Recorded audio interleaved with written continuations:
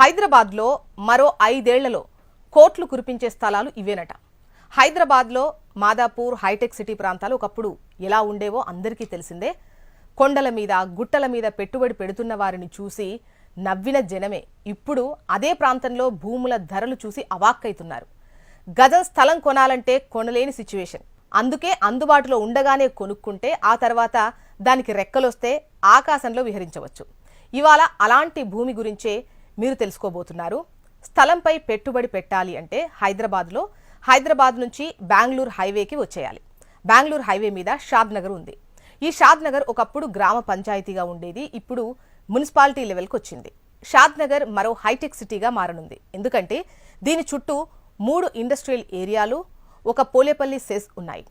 షాద్ నగర్కి దగ్గరలో కొత్తూరు, నందిగామ విలేజెస్ ఉన్నాయి.